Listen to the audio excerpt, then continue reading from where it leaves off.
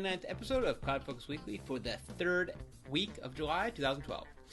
This episode is titled 99 Reasons, and Cloud Ain't One.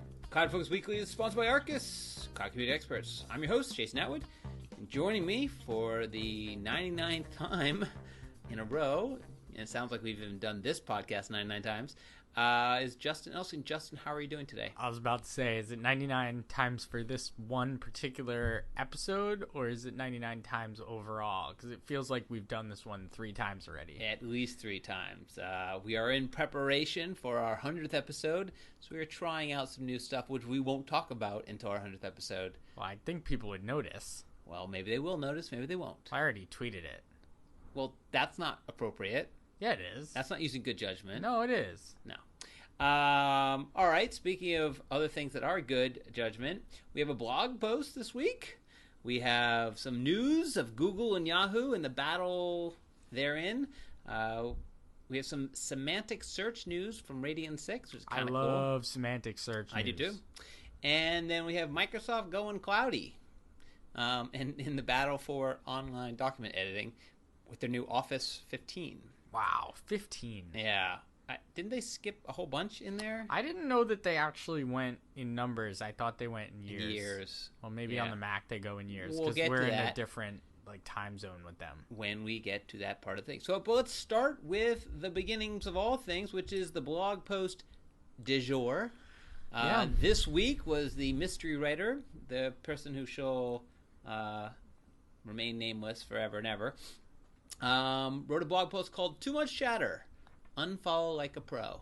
This blog post was born from the partner who shall remain nameless when him and I were working on a project together and we were doing a data conversion or migration. Yep. And we loaded a bunch of, I think they were opportunities. It really doesn't matter. And when we loaded them, the person who we made the owner was following all of them.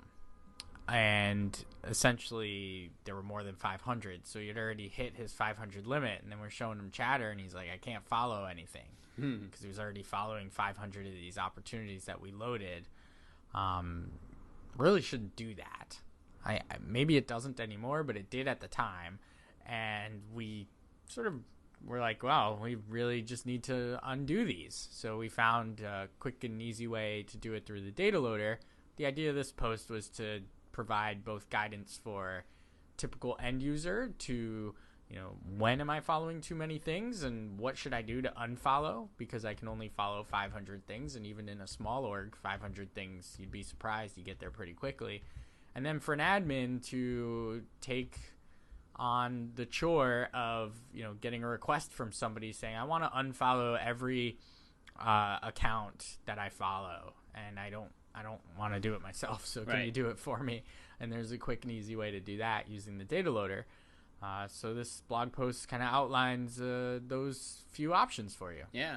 I mean, I definitely use the old, I don't use the data loader to unfollow things. I use the old tried and true views.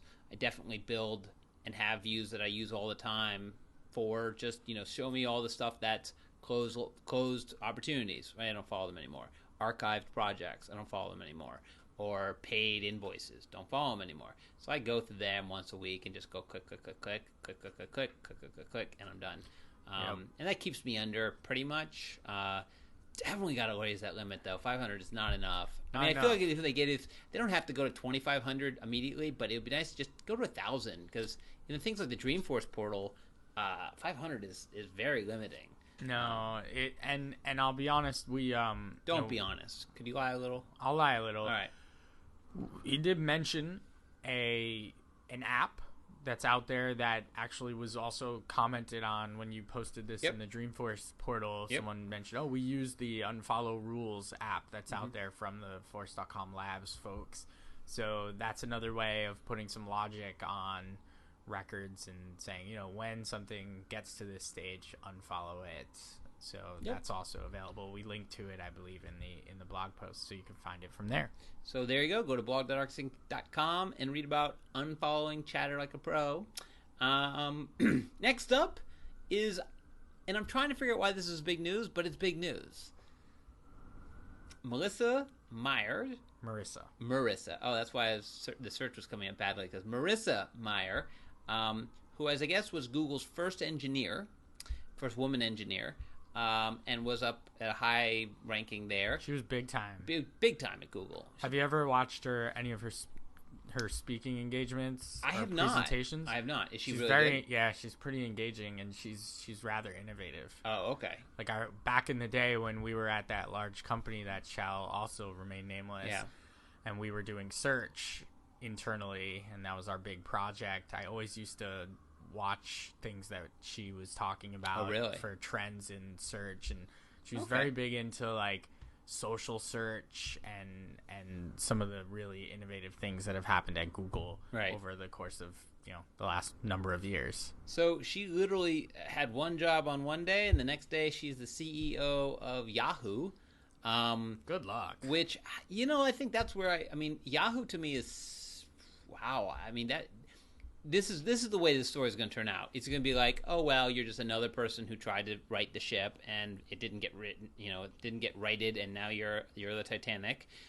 Or she turns it around and makes it into something amazing, and then she becomes like the hero of all times. Right. It's just interesting because obviously, tons of money or whatever it was, or a challenge, or there was no place to go in Google. But Yahoo is sort of, I'm racking my brain to try to think of Yahoo products that I use. Well, I was going to ask you, do you use Yahoo for anything? I'm trying to think. Because I do. Well, what do you use Yahoo for? I love Yahoo Sports. Okay. I do. Yahoo has a great sports, and they have great stats. Like, their stats are easy to read and easy to get their box scores are great. Yep. They have good writers, good scoops. Like, their content on Yahoo Sports is really good. Right. I don't use it for anything else, though. Like, I have a Yahoo account, just because who doesn't? Well, because you have to have one to log into all their stuff. But I don't log into anything. I haven't logged into a Yahoo account I can't even tell you. You don't need it to just read the sports, you know what I mean? So, the question really is like, will she be able to take this thing and turn it around, or will she be like Tim Armstrong, who's another high-level Google guy who left to go run AOL. Right. And how's that go? That was in like, I think 2008 or 9 or something like that. Yeah. And he was, highly regarded at Google, but since 2009, I don't know if he's really done much to turn AOL around. Sadly, I think just the state of the world, this is more of a news because she's a woman and because she's leaving and becoming the CEO. I think it's sort of like, it's a high ranking in a pretty much male dominated world. There's a few of that sort of ilk. There's a few. So I think that's why it made a little bit more splash than if it had been any old Joe. I would love for Yahoo to turn it around.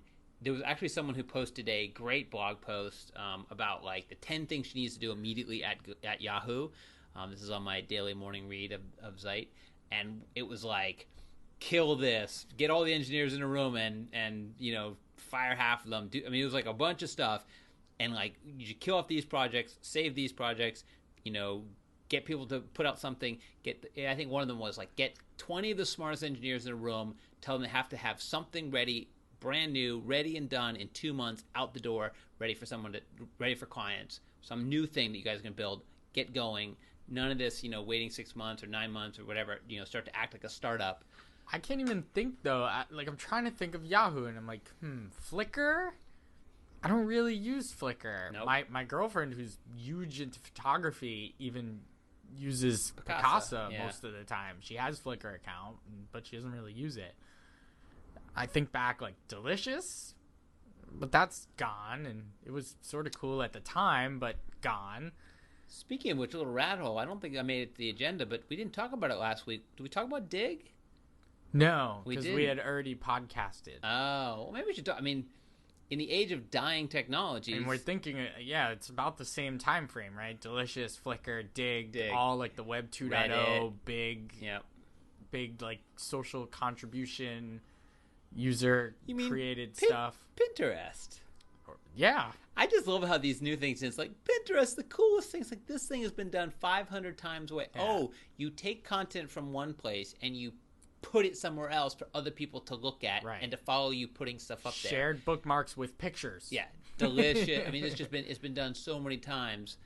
They obviously are doing well, but because I think it's new and cool and whatever. Yeah, well, Delicious was doing well at a time. And then it was bought by Yahoo. And it was still doing well when it was bought by Yahoo. Yeah, I don't know. But anyway, so Kevin Rose, the starter... How about Yahoo Pipes? Remember that project? Yes, I remember that. No, a Dig being sold. We don't know the actual price. It came out like $500,000, but basically a bunch of companies came together, like LinkedIn. It was 3 companies. LinkedIn was one of them, and then there were 2 others. Who bought the assets out from underneath Dig. I had read, there were some like flashy headlines that were out there. Dig sells for a measly $500,000, but right. I read that wasn't the true. Like, one of the 3 companies bought their chunk for $500,000, which was essentially like the website. Yeah. And then there was... How is that worth $500,000? Maybe the website and its technology, but okay. Another company, LinkedIn, I think, bought all the patents. So it was like, if this company who bought website and technology for $500,000 wanted to actually use it, they'd have to license the patent from... And the patent was like the voting up bit of news stories. I read it was $12 million in total and not $500,000. And it was just spread across. Even at $12 million, they were offered $200 million by Google in 2008. So it's just interesting because, again, these were technologies that we didn't, not only did we like, I mean, they were sort of the front of it, and that they just kind of take these dives. Again, that's why when anybody goes, well, will Facebook be around forever? Will Facebook be around forever? You go, no way. Nothing's around forever. You might go in cycles. Like, Apple's in this huge upswing right now. Microsoft is on this downswing, as we're going to get talked about. Google's on this upswing. But we've been in scenarios where Apple was going to go out of business and got invested in by Microsoft to stay alive, and where Microsoft was dominating the world in everything that was known to man. And now you like, so Facebook to be forever? No, someone else will come and eat their lunch. I'm actually thinking that Google's is going to do a better job at eating their lunch than I think. Then it's going to take longer than I thought it was going to take, but I think it's going to happen. Anyway, so Marissa, congratulations. Call me. Call me. I'm doing the call me sign. Call me. Next up is a little Salesforce news. This is sort of a little bit of a pressy release thing, but I like where they're going with it. This is a total pressy release thing.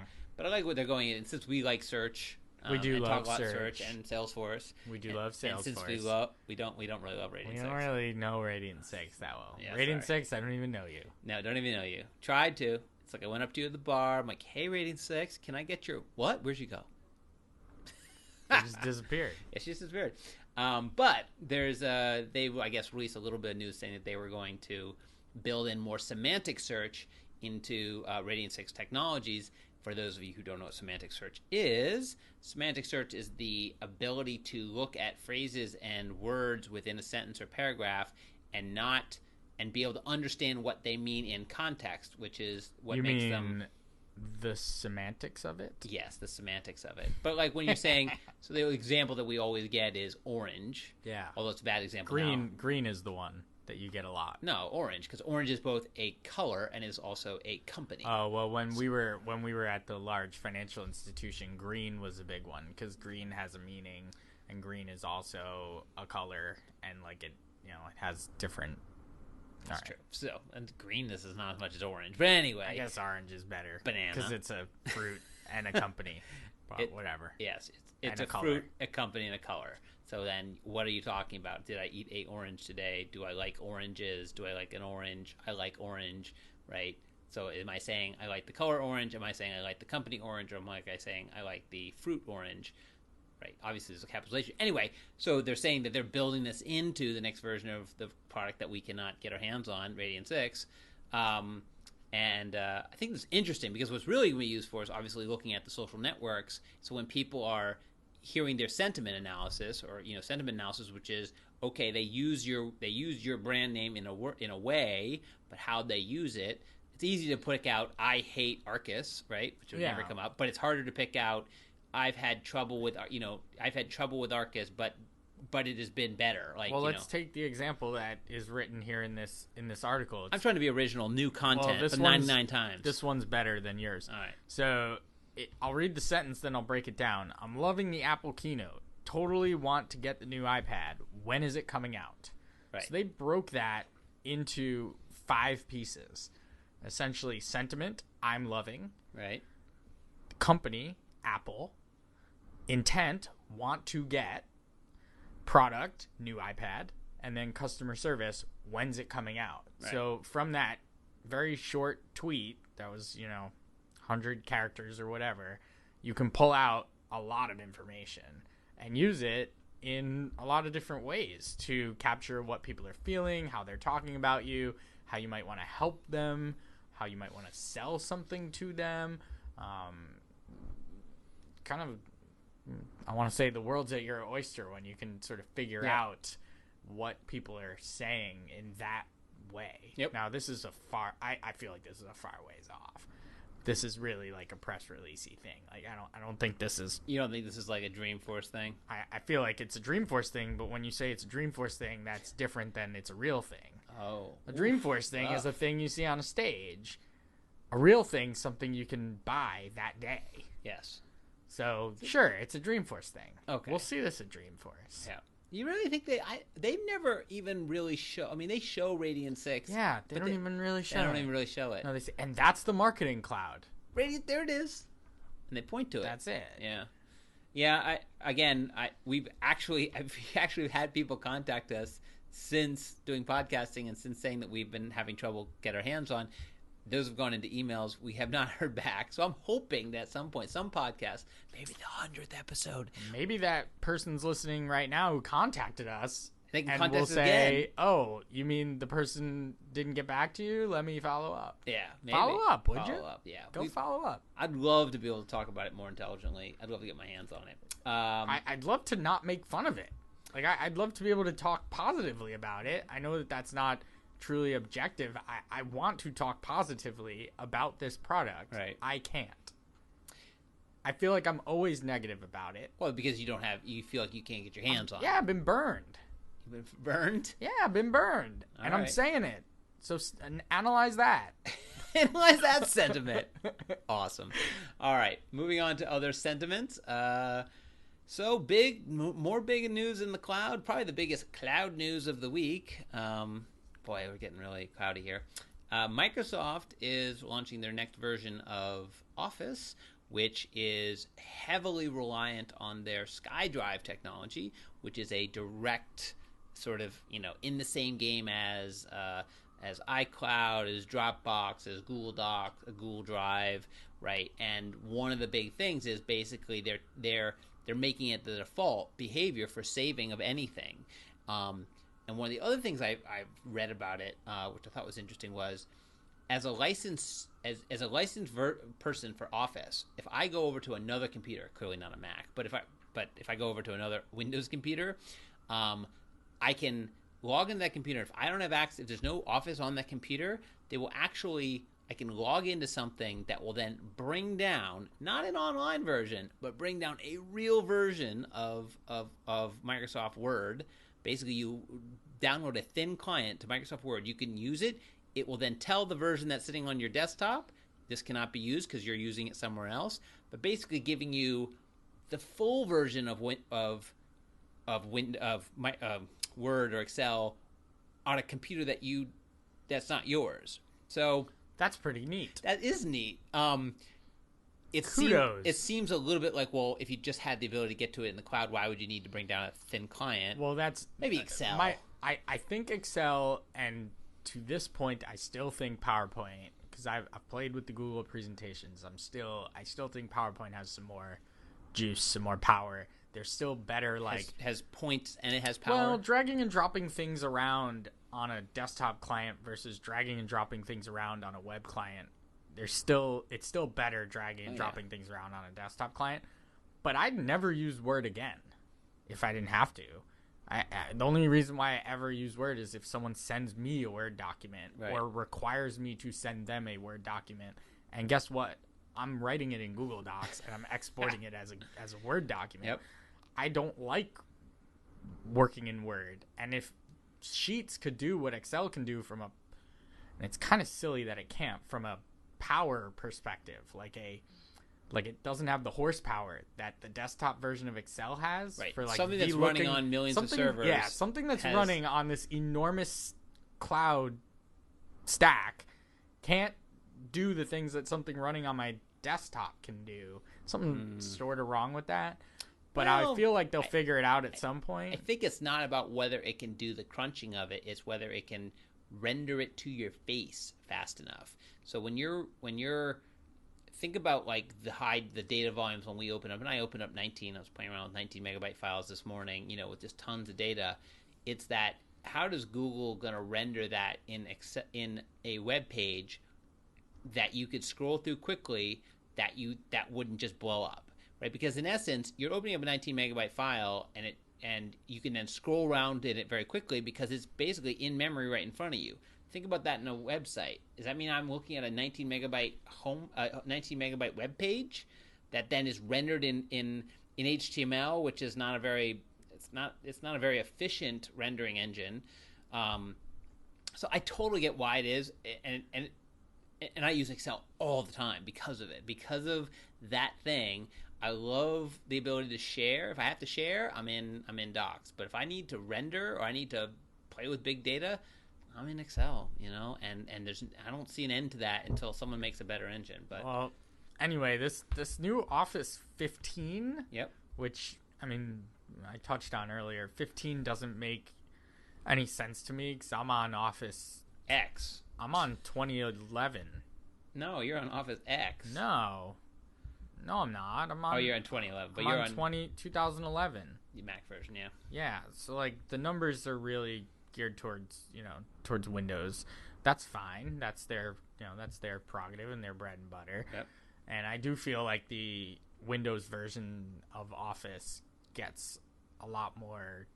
It's just better. Yeah. Like the Mac versions are not great, but yeah, they work. I think they have more features than the Mac versions have. But they work. Yeah. I don't think they perform as well as because you can be on a really crappy old PC and Excel is pretty snappy. If you're not on the super awesome brand new MacBook Pro Retina display with Office, you're a little, you're playing not the same ball game. You're slow Excel. Yeah. But I do like this whole, what you said. I didn't even know that. That's pretty cool. The download of the Thing client. I'm not sure I would ever do that. I'd just go to, because it looks like you're going to be able to log right in and use a web browser-based version of Office. And I like that. Obviously, I'm very comfortable with using Google Docs. Yeah. And I think that it's interesting that, that they're going to allow you to, to have this SkyDrive account and that you log into it like as soon as you open the application. So it just like sets the whole thing up for you. Hopefully that works seamlessly for people. I do think it's interesting the way that the article that I'm reading, I don't know the article that you read. You read, I think, one on CNET. I read one on Huffington Post. But Huffington Post really write their own articles, but okay. Probably. They took this interesting take on it where they're talking about Microsoft taking aim at Google. Right. And in this office productivity space, I think that that's a really interesting way to phrase the conversation, because you just rewind 5 years ago and it was Google taking aim at Microsoft for this space, and now it's Microsoft taking aim at Google for the same space.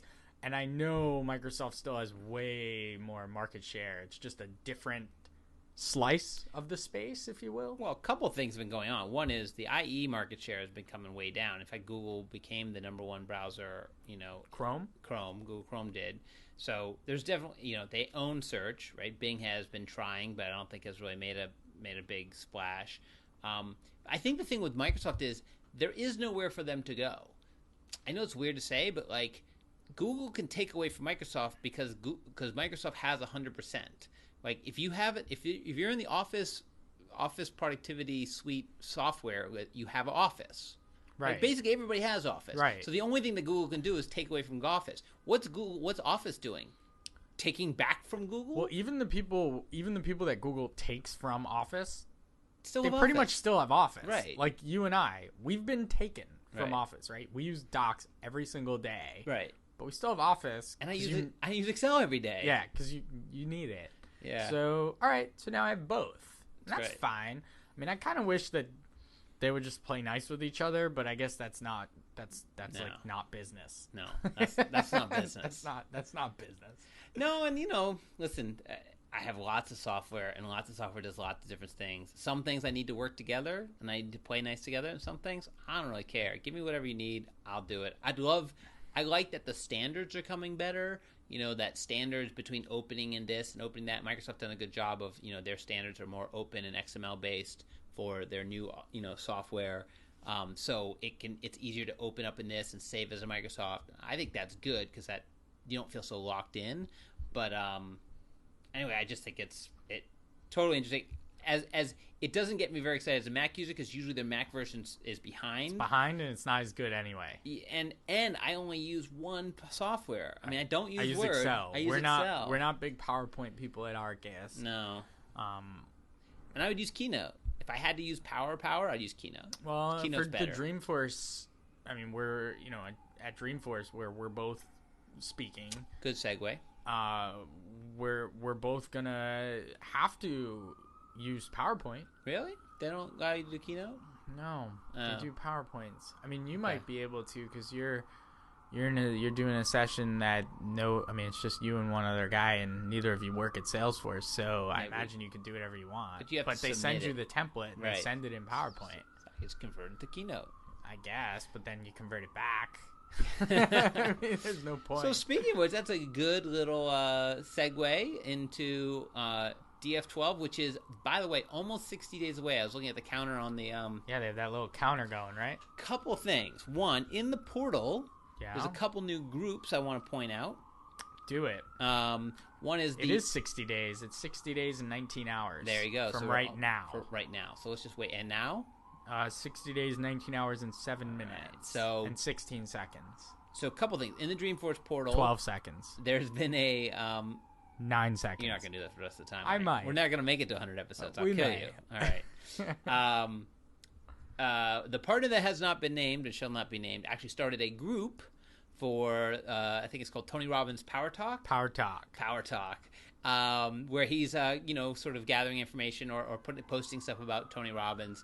Anyway, it's for those of you out there who are both, you are in a niche. You're Salesforce users who are going to Dreamforce, who listen to this podcast, and who like Tony Robbins. For you out there, for you won. You singular. For you should go in and find that group. And then if you're even in the nicher group, well, that's probably a bigger niche. I don't think so. I think my group's already group. I think your group has the smaller focus area. Oh, really? Then Tony Robbins, Tony Dreamforce. Robbins. Well, you got all those other variables, except it's Tony Robbins and GTD getting things done. I think Tony Robbins has got a broader base. I feel like that's interesting, and he's speaking at Dreamforce. That's where I think you get the kicker. If David Allen was speaking at Dreamforce, so anyway, David Allen should speak at Dreamforce. I started a GTD basically actually a client and a couple of people last year approached me at our booth this year, 334, approached us and said, I just really wanted to talk about GTD. And I was like, okay, I'm here at the booth talking about our products and Arkus, and I'll talk to anybody about anything. But we had some really long conversations and really about, what I think about GTD, how long I've been doing it, if I have any best practices, and then talking about how it interworks with Salesforce. How do you handle tasks in Salesforce? How do you handle this? How do you handle that? And certainly now with Chatter and stuff like that, like how do you handle Chatter and that kind of...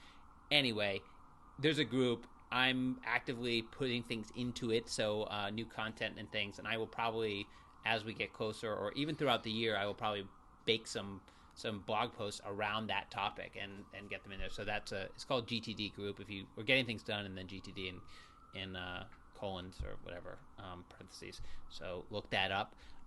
Again, I think we can start talking about this because the thing is official, because we got our official sign. It's official. We're speaking. Yeah, so we are both speaking. Justin Elstein and Jason Atwood here are speaking at Dreamforce. Twice. Yeah.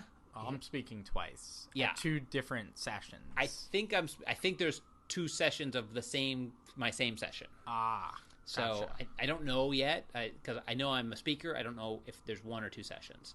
Okay. But anyway, what's your sessions? One of them is a community-led session. Okay. So I'm actually the leader. I'm the session leader. Nice. Talking about the idea exchange. So it's I can't remember the exact title of it. It's Good job. Kind of bad. Good job. It's about the As idea. I go quickly look up my I title. think it's called Idea Exchange Under the Covers. Okay. So sounds good. it's all about how to leverage the idea exchange to, get your ideas evangelized, get more votes, get the word out, and then we're also having 2 speakers with me, who are going to talk about their use of the idea exchange. One of which is a product manager. I don't want to say the name because it might change. Right.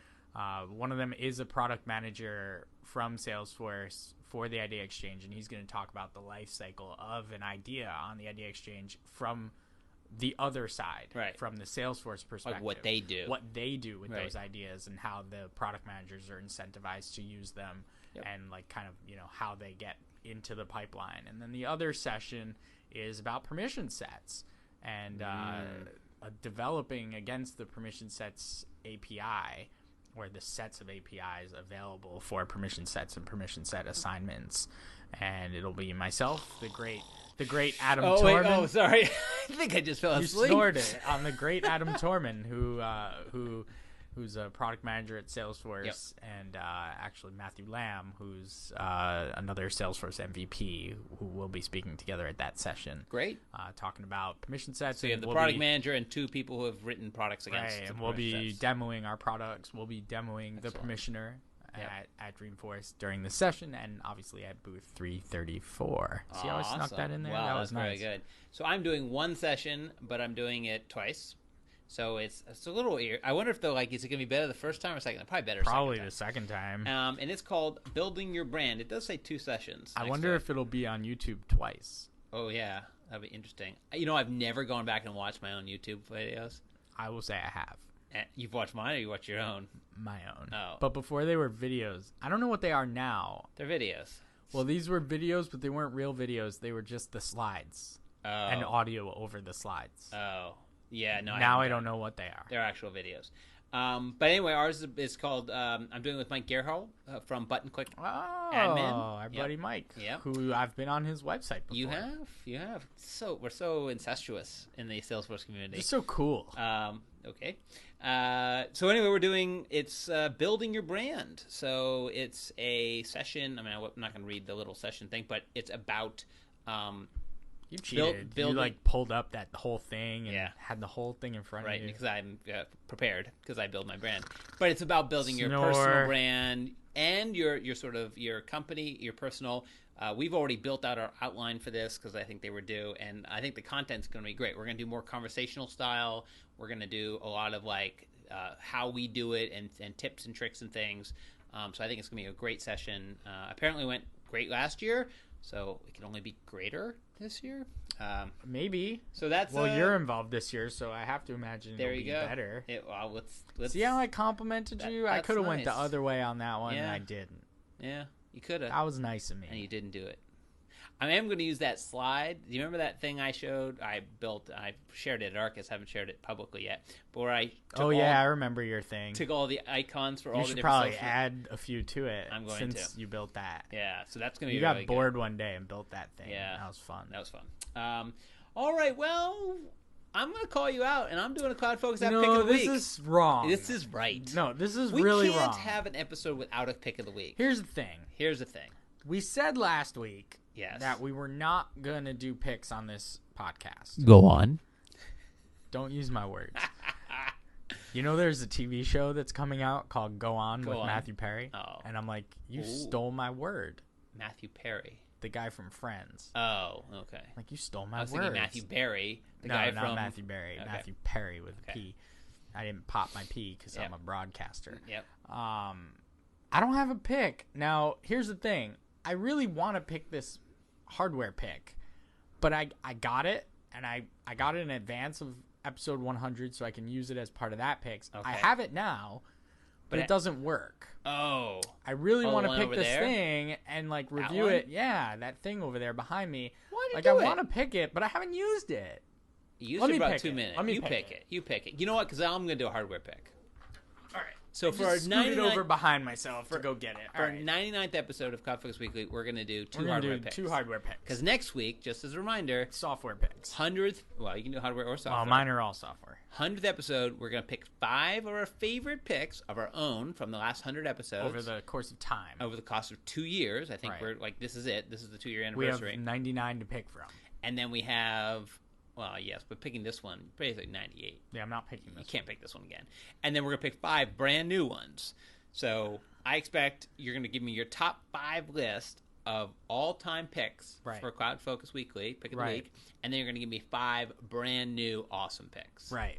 Maybe the week after we'll have no picks because then we'll be out of picks. We'll be out of picks. But right now I'm still tons of picks. You're flush. I'm flush. Okay. So as everyone knows, I'm talking right now into the blue snowball. Yes. The blue snowball is the name of the microphone that I'm talking into. You are. I am. Yes. And blue, which I didn't realize, it stands for like Baltic, Latvian, something. Hold on. Now I have to tell you. Wow. Blue stands for Baltic, Latvian, Universal Electronics. Great name. Who knew?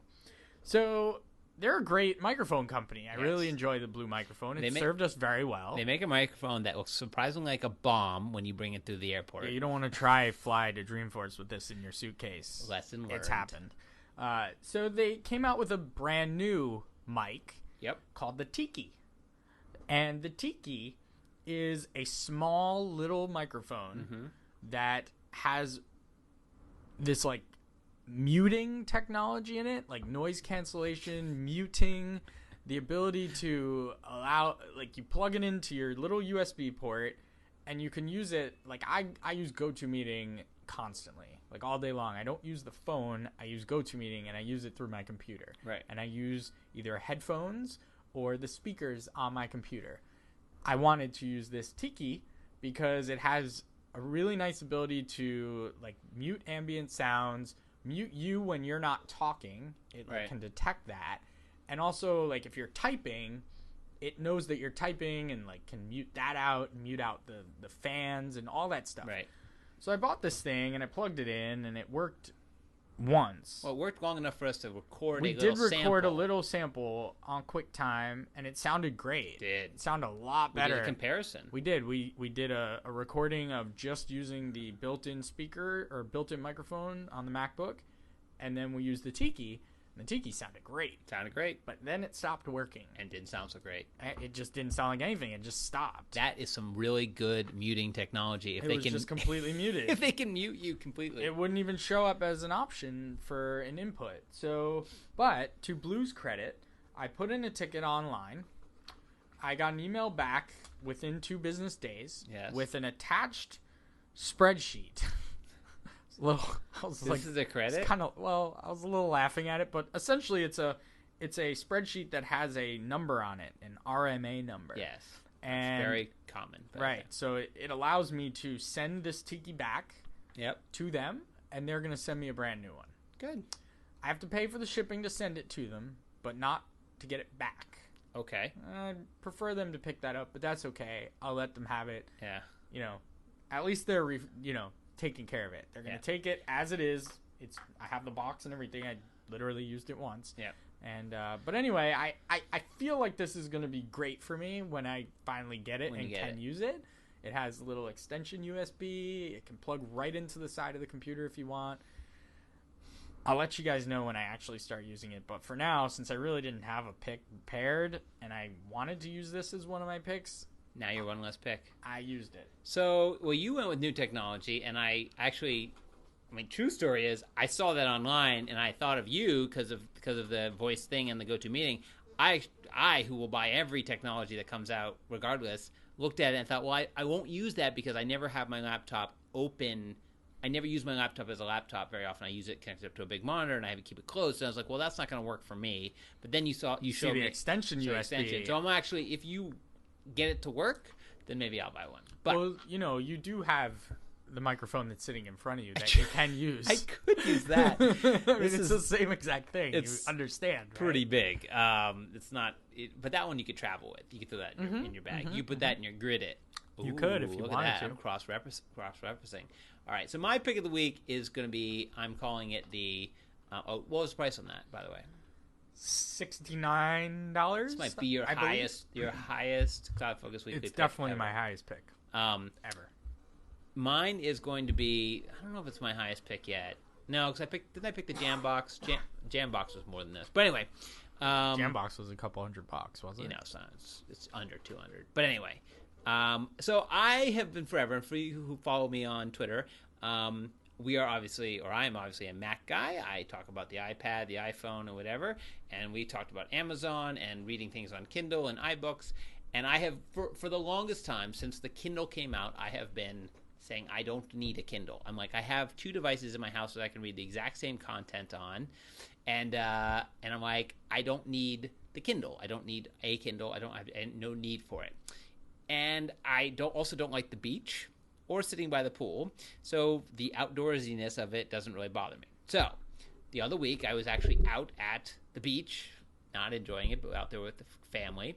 And I was trying to read something I was trying to read a story. I was trying to read Delivering Happiness, Tony Hsieh, out on the beach, and on the iPhone. On the iPad, it's just too much of a big thing; it just glares. But on the iPhone, it's small or whatever. Get a sunburn with that iPad, and it didn't work. Like, it wasn't good. And so I went back and I started reading up. I was like, maybe it's time for a Kindle and try it out.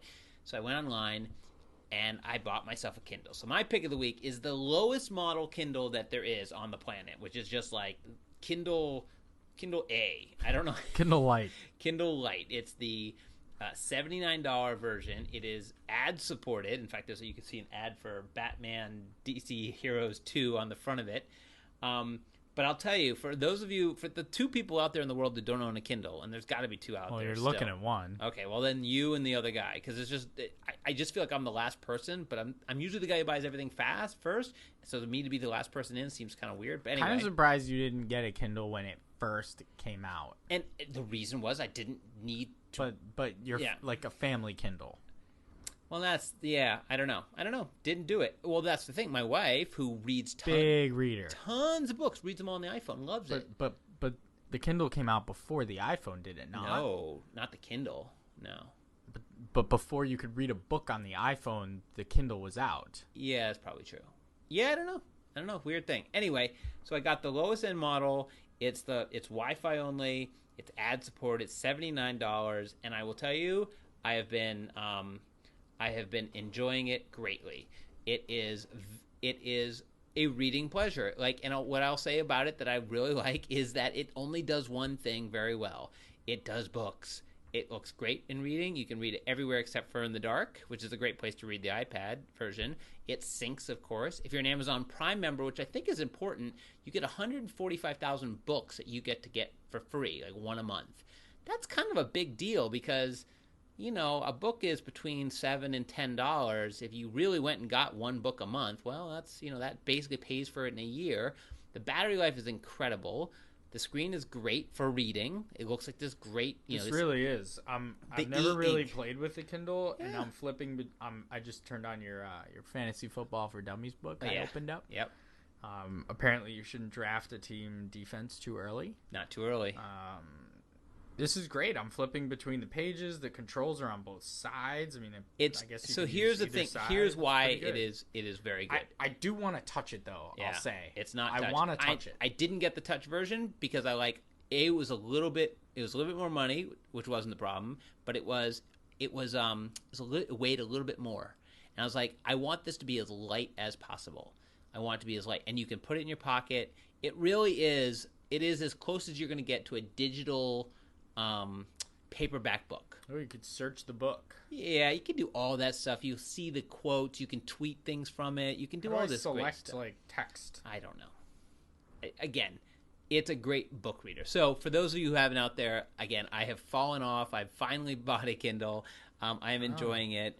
I'm like enjoying this right now. And I powered through it. I powered through a book that I've been sort of not reading for a while, and because that's the last thing. The last thing is, what's nice about it is that it's just the reading. So when I'm on my iPhone or iPad, I sit there and I'm like, oh great, I can read this book. Or I could watch Hulu, watch the 5 movies I have on here, answer emails, go to Twitter, go to Chatter, check into Salesforce. I can do anything on my iPad, pretty much. Read Zeit. But so I get pulled away from the book. But with this, it's nice because it keeps you. So when I'm in the train, I can pull this out. It's so light, it's so whatever, and I don't have to, whatever. And the battery life is, I haven't charged it since I got it, and I don't even know where it is. It's like, it's come down like almost nothing. So anyway, great thing. Kindle, Amazon does a great job of giving you free stuff as a Prime member. The ad supported thing, I don't even care. It doesn't do it in the books. It doesn't pop it up in the books. It's only when it's on sort of off or in sleep mode. The Kindle by Amazon, I guess I'm the last person in the world, but it's my 99th pick for this podcast. So speaking of podcasts, next week will be our 100th episode. So we're going to have a little bit of special stuff. We have a couple of surprises for you guys. So we'll be recording that next week. Actually, next, I think, Thursday. As we have it on the docket, because this one has to be scheduled. So we'll see you then. Remember to go to blog.arkusinc.com, read up on all the blogs. Follow us at Arkus Inc. or Jason M. Atwood or Just Edelstein. We're on Facebook, facebook.com/ArkusInc, where we put up all of our podcasts and blog posts where you can comment. We always say go comment there, and we will respond. You can also comment using Discuss in our website. We're on Google+, which is nice. And also remember to subscribe to the podcast in iTunes, or we're using one of the myriad of podcasting apps out there, whatever you want. Podcast is free, or if you want to use one of the ones we talked about last week or 2 weeks ago, do that. So for us, for the 99th time, it's been a pleasure, Justin. Can't wait to make to 100. I will say for the 99th time anyway, enjoy those cloudy days.